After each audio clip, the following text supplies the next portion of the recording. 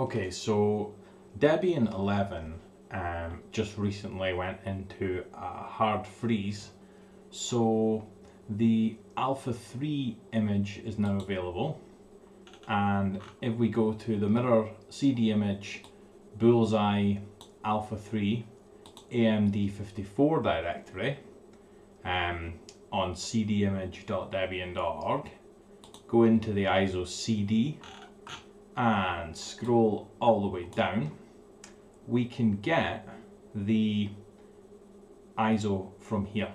So around about 400 meg. So I'm going to go through the steps of setting that up firstly in VMware. So I already downloaded it, and I'm going to go for a new virtual machine, custom settings, we'll leave it on workstation 16, and use ISO image, and let's browse. And I already made a directory for it.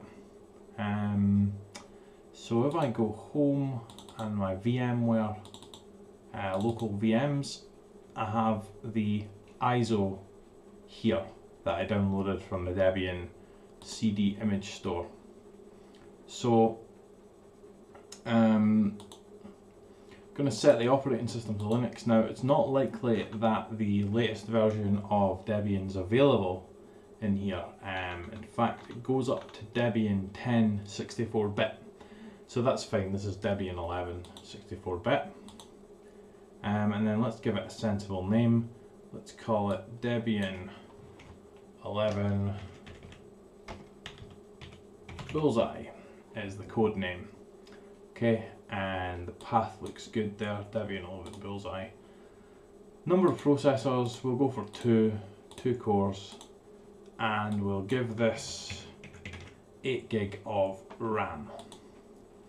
Okay, so I'm going to leave the networking on network address translation just now, but I'll likely change that a little bit later on. Leave this as default, leave this as default, and we'll create a new disk. 20 gig will be fine. I like to store it as a single file, it's just easier to delete later on. That's a fine name for it. Customize hardware, we don't need a sound card, not going to need a printer, so we can take those away. Okay, so stuff about VMware tools and that, we just don't really want to see that again.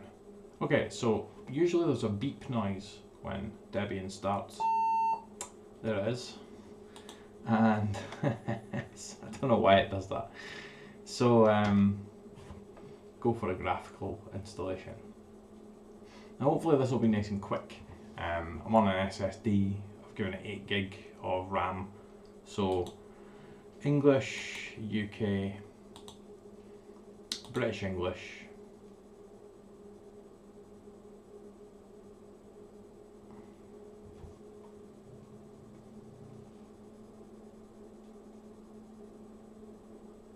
because this is the Alpha 3, this installer is pretty much the same as the Debian 10 installer. They've not like added a new theme or anything to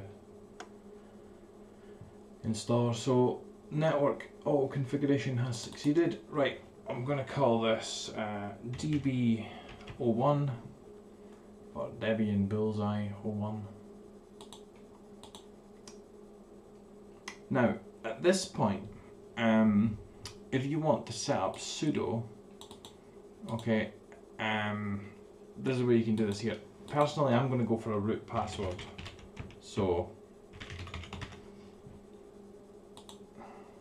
right, full name Michael, username Michael, password, you can guess what it's going to be. Right, so detect disks, we'll just fire the whole thing onto guided use entire disk, and there's our disk there. Okay, so what the guided will do is it will automatically set up a swap partition. There we go, look, there's the swap there, and there is the ext4 partition, and it's done a 1 gig swap, which is what I would have done if I did it manually. So just finish that and write to disk. Okay, so that's the base system installation. We're going to say no to scan extra media. Configure the package manager for the local. We could choose a local mirror. I'm just going to leave it on deb.debian.org. No proxy. And then this will configure the package manager to pick up the packages from deb.debian.org.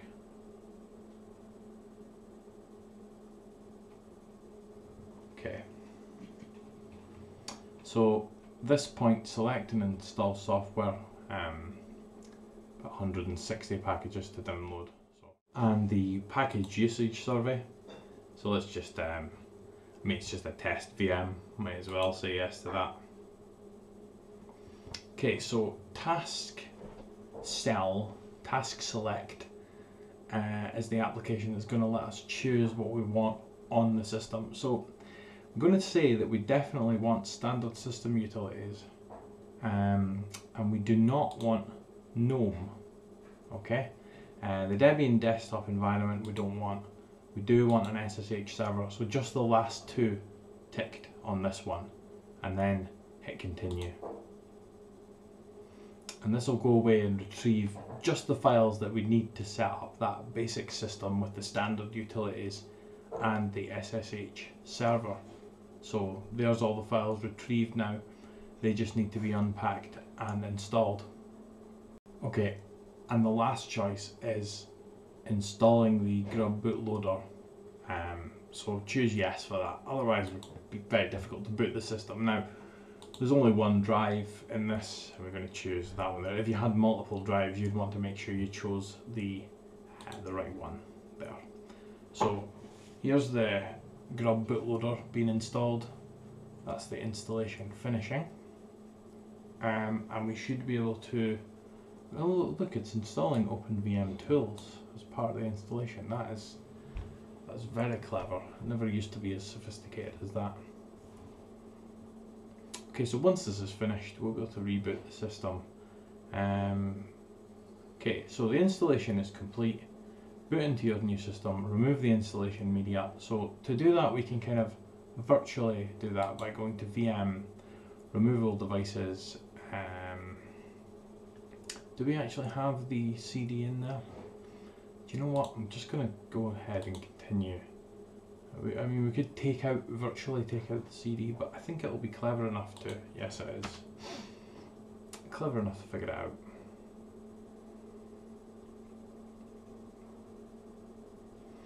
Okay, so here we are at the login screen. Now, this is probably a little bit difficult to see.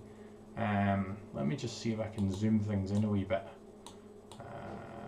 There. That should be a bit better. So let me log in. So I'm just going to log in as Michael.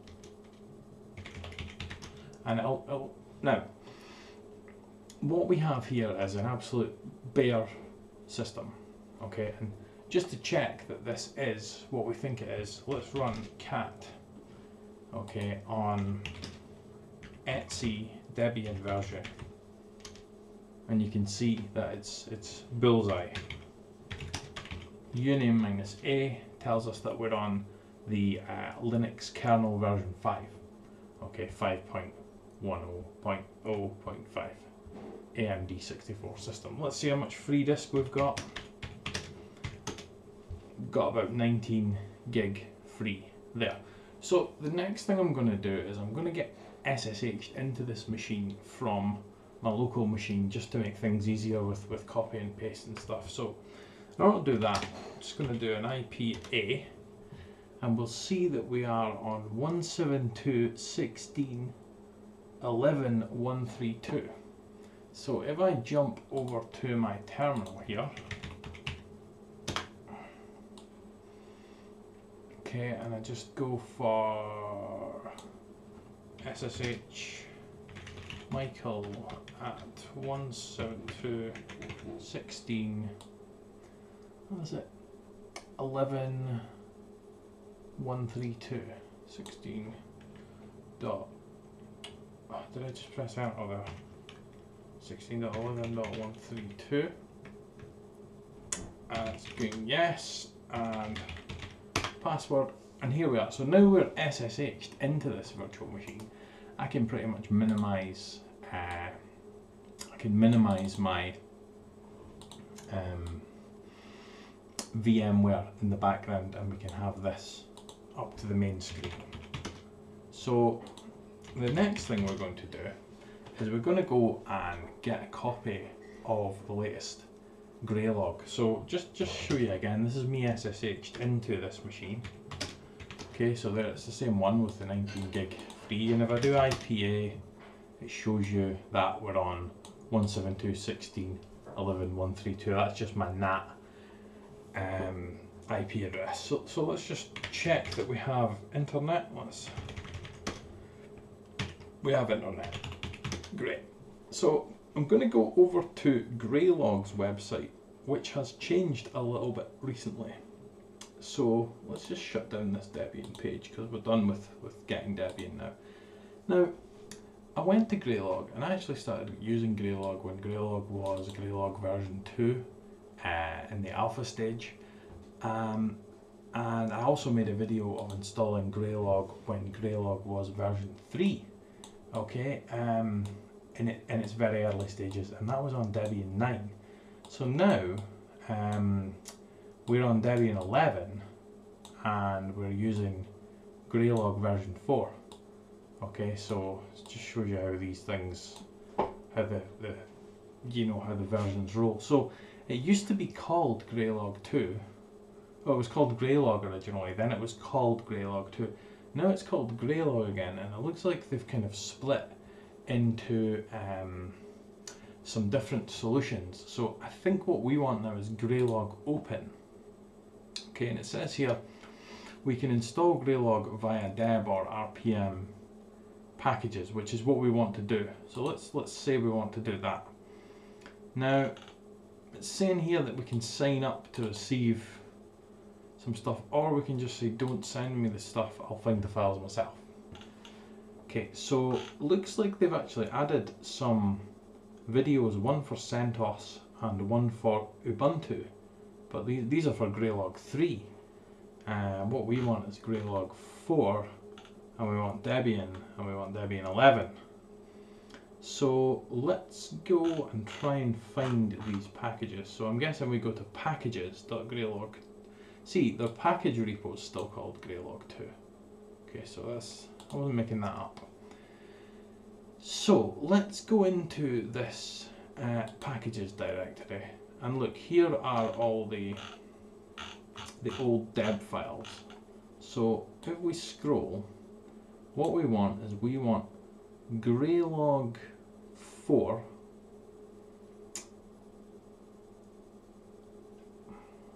So there's Graylog sidecar now, Graylog collector, Graylog repository.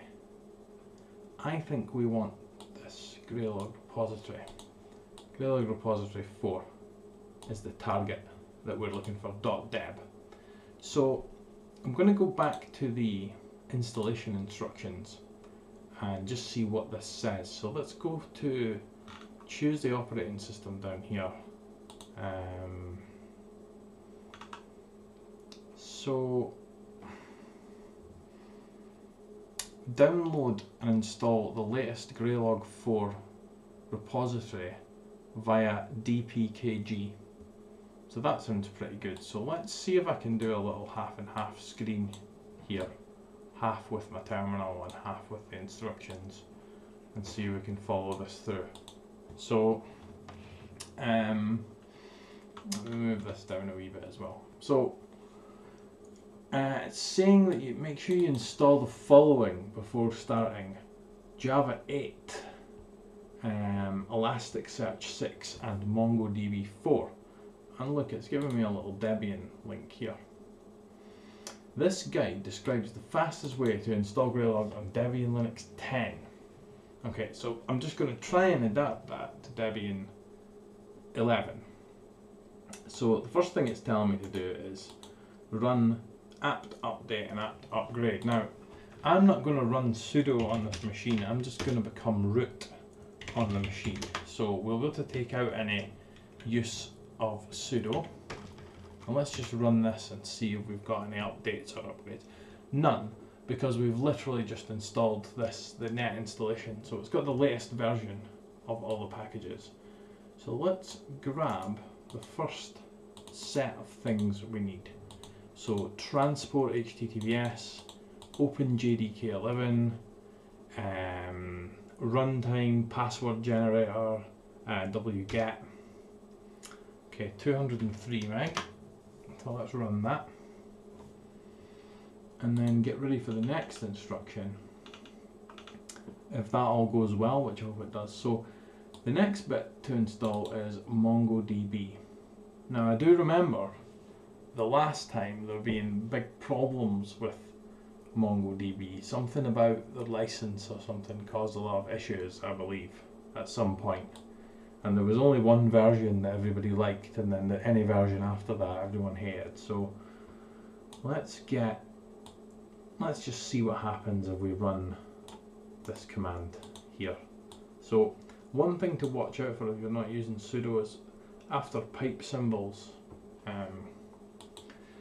Right, so we're getting some setting up OpenJDK, update alternatives, try to provide temp file is deprecated. Okay.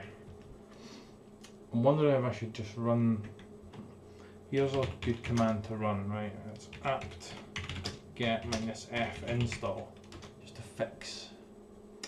Okay, seems good. So next thing to do is we're going to add a key for getting MongoDB.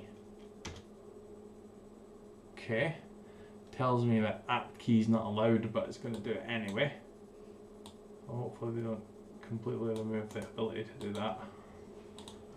And the next instruction is about putting the source of MongoDB into the apt sources list directory. Okay, and then I'm guessing we're going to do apt update. Okay, so let's just do apt update and apt install -y MongoDB org.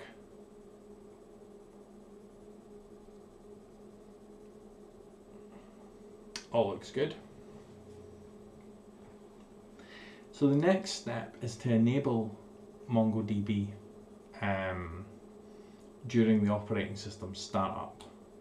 So to do that, we're going to have to run some systemctl commands. Just going to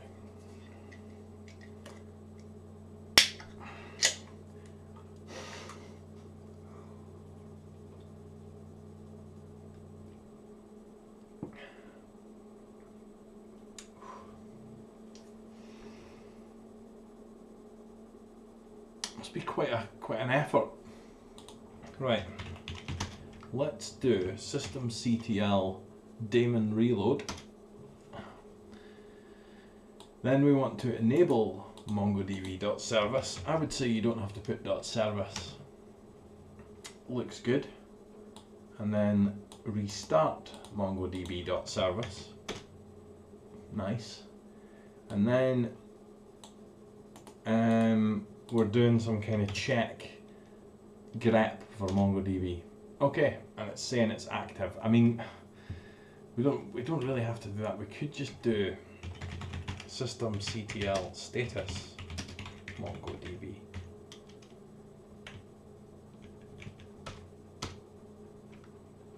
Oh, unit. Because it's called MongoD. Okay, that would have sufficed for that command. There was no need to do systemctl type equals service state equals active grep MongoDB. Systemctl status MongoD would have been fine. And for the previous command as well, I kind of disagree with systemctl restart mongodb.service. Just systemctl restart MongoD would have been fine. Okay, the next step is Elasticsearch. So let's give this a spin. Everything's going well so far. So let's go, it's another apt key add. Let's take away sudo from there.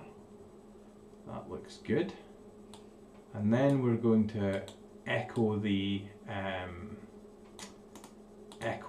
repository into the sources.list using T, just the same as we did before. Looks good. Then we just have to do apt update and apt install Elasticsearch OSS. Sudo command not found. Oops. Oh. Is that a typo? Oh, I took away sudo. It should be apt install. There. 230 meg of packages for that. Okay, so says it's going to take about a minute to download that.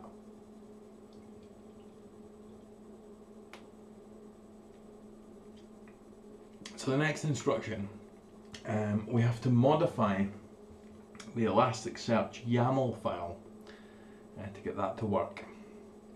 So once that's happened, we will.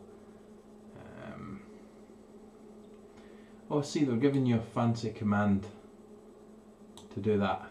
They're giving you, letting you do it with T there. I think it would probably be better to just do that manually. So we'll copy the file to the clipboard, just so we can see what's in the Elasticsearch configuration file. Better to do it manually. And then after we've done that, it just looks like restarting the Elasticsearch service. So let's go and set the cluster name, the Elasticsearch cluster, to Graylog. Okay. So this is finally downloaded, and it's okay. Seems to be unpacked. So the next thing we need to do on this server, because it's a new server, is just install vim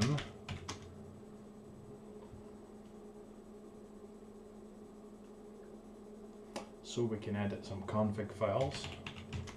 And then let's do vi and let's edit this Elasticsearch YAML config file. Oh, okay. So we want to uncomment the, set the cluster name to Graylog first of all. So we need to find the cluster name in here. So we've got cluster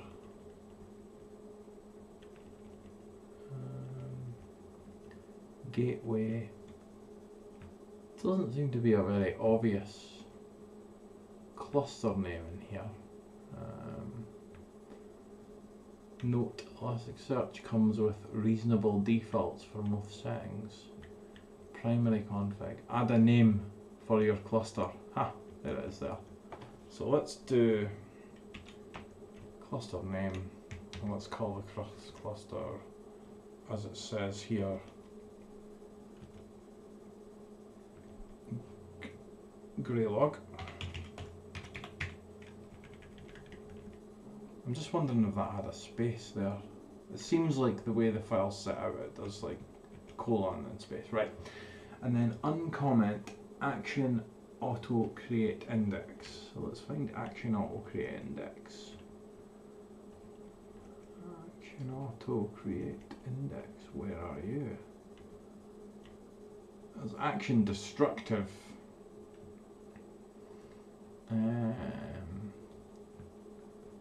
There's bootstrap memory lock. I don't see any action auto create. Let's try searching for it. So auto underscore create. No, there's nothing in there. Say action auto create index false to enable the action.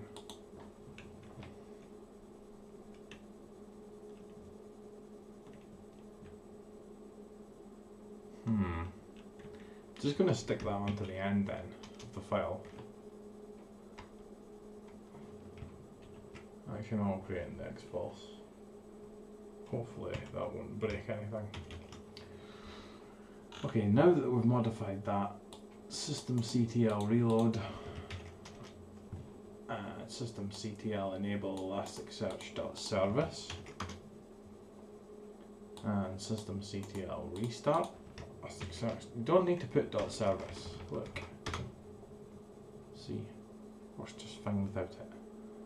And then seems like that's a typo because they've given you the same command twice. Oh, it doesn't like this. Look how long it's hanging for. Oh, okay. That must be a big job restarting. So I think that's a wee typo. They've put the same command twice there.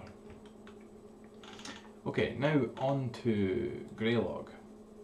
So install the Graylog repository configuration and Graylog itself with the following commands. So let's get Graylog itself with wget, and we're getting the latest Graylog 4. Let's get that downloading. And then just dpkg -i for install. It says it's setting up, and then it's apt update. Oh, that's a huge command.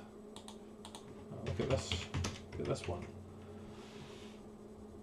We'll just take sudo out of there.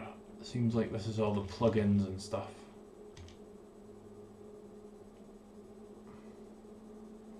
Cool. So the following will be installed.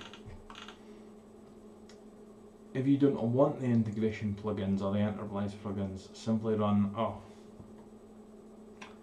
probably don't want the integration plugins.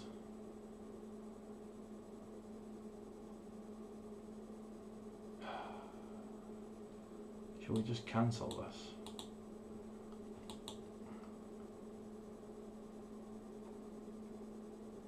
Suppose I could remove them.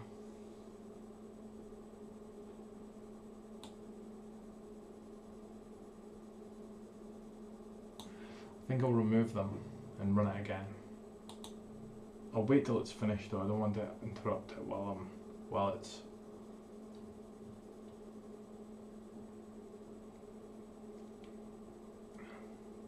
Look, here's the enterprise plugins now.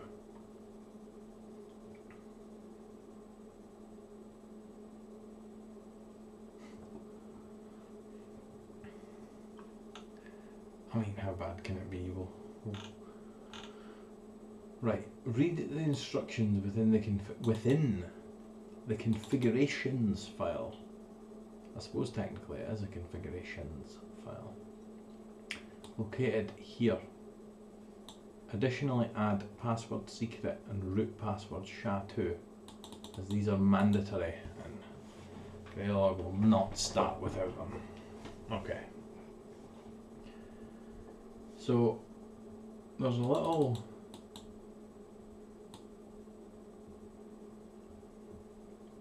command that helps you create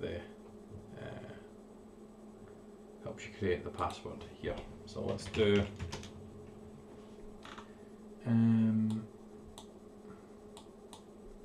let's run this first to generate the password. Enter password. Okay, so there is our key, and now we need to go and edit this file. So let's do let's just shove that key on a text file for backup, just in case we need it, and then we can use the clipboard to get to the server.conf.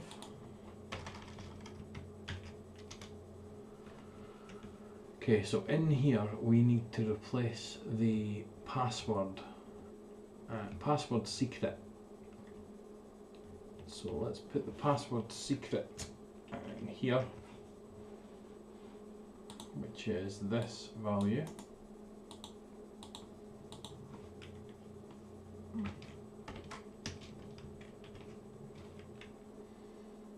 Okay, and we also need root password SHA-2. Generate, you must set secret passwords here and must use at least 64. So the root user is admin, root password SHA2 is this guy. And we should set the HTTP bind address as well.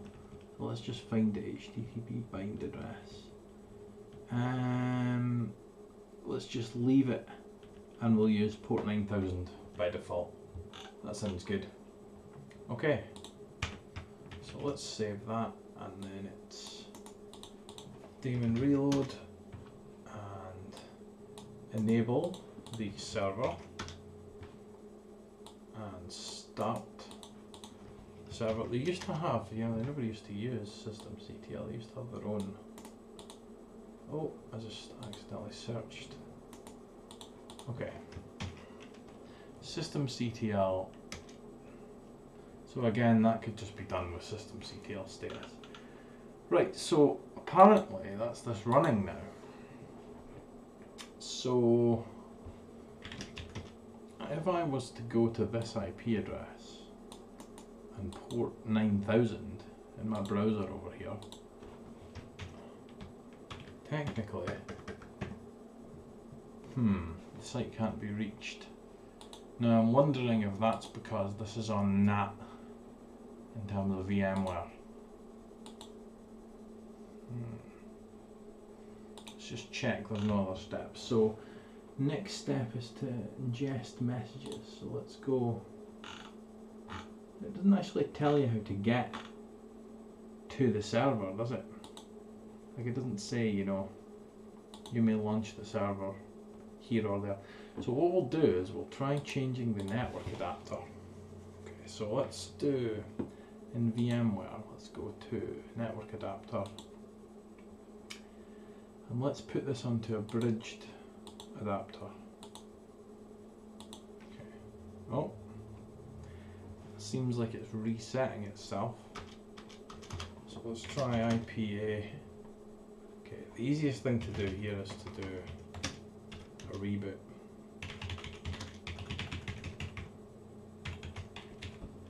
Systemctl reboot. And that will obviously kick us out of this session here.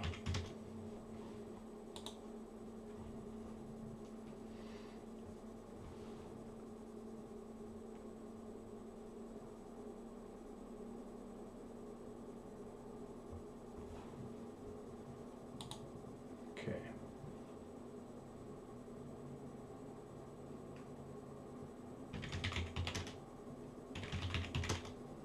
Let's see what the IP address is.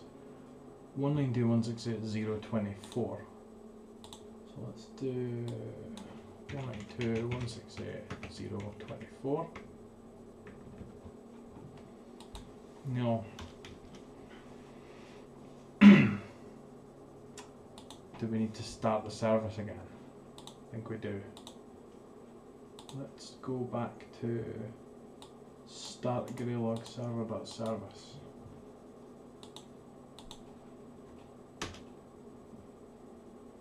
Oh, failed to start service, access denied. Okay, we're getting somewhere now. Let's try that as root. Let's go for systemctl status. It says it's running, so it should be running on that IP address.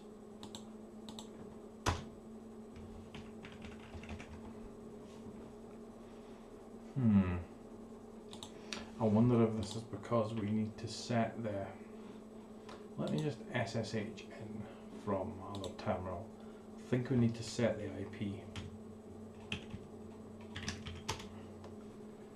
So 192.168.0.24.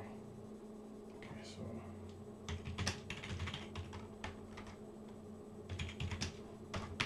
one 192.168.0.24.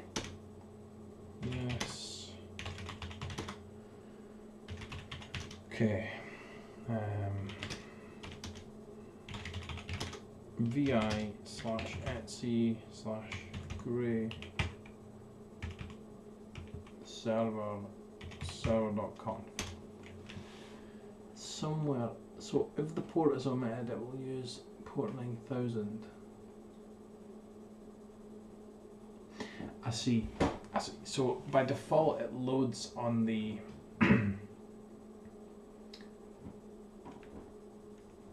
okay. So let's bind it to that 192 address. So 192.168.0.24. Try this. Okay, and then we'll need to do systemctl restart. I don't think we need .service.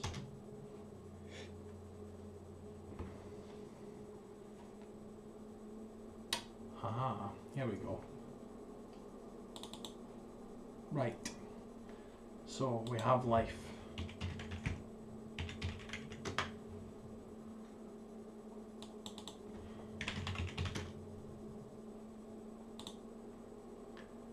Alright, so we're in.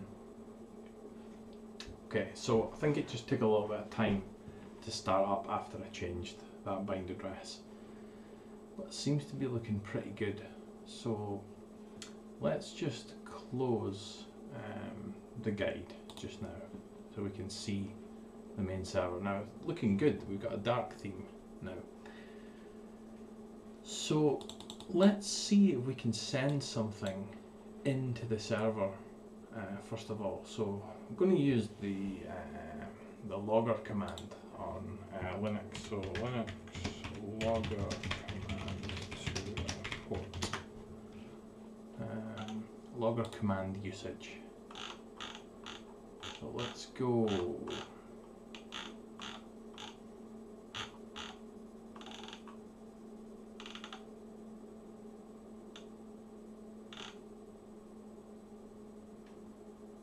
So remote syslog logger.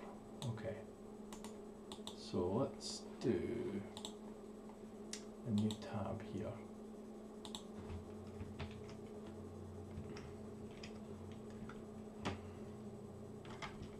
Let's do sending a message to the server. Okay, let's just say message to the server. Let's send that to 192.168.0.24, and can we specify a port? We can, -P. So let's do -P 1514.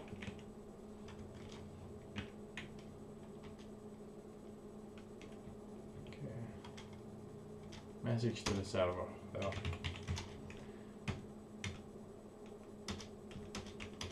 Let's send a few of those in.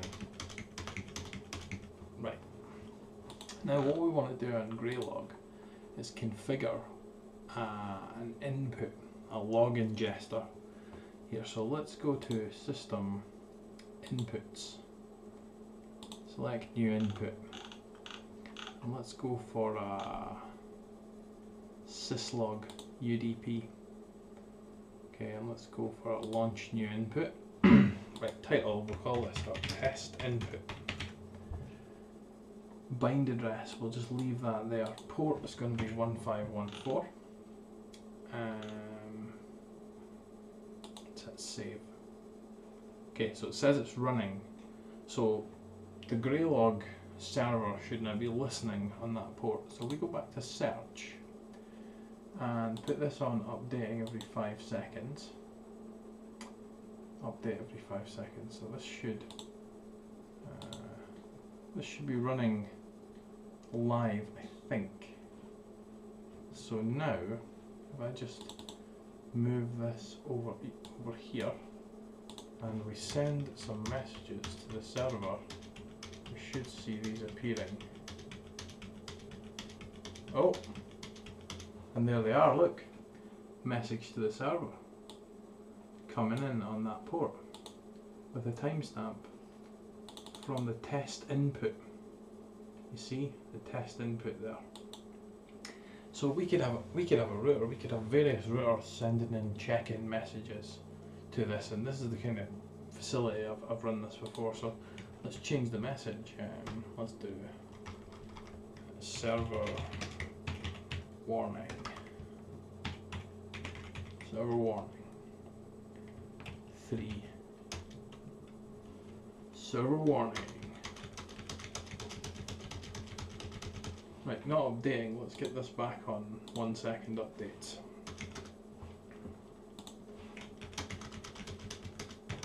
Let's send a few more messages in. We should see these appearing. Hopefully. Oh wait, event not found. Well, event not found. What am I? Have I done something silly here? Message to the server. Oh, I see. I've left that set on there. Right, server warning. Right, hang on. Like this. There.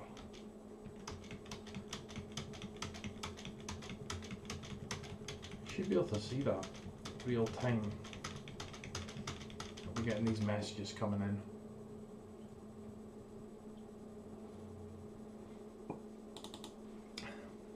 Now let's say we want to save this search.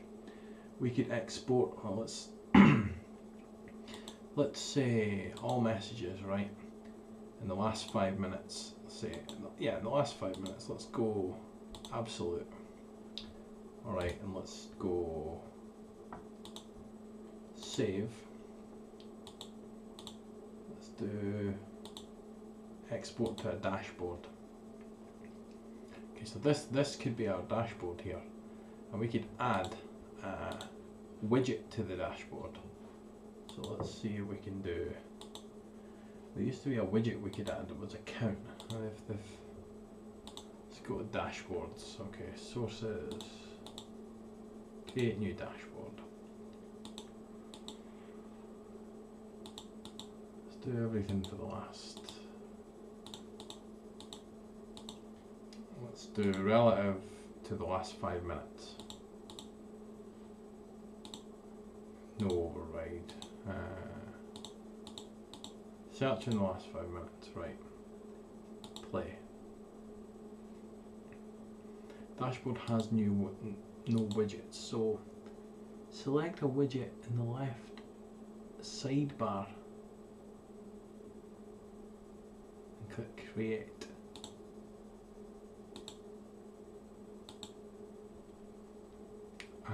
There we go.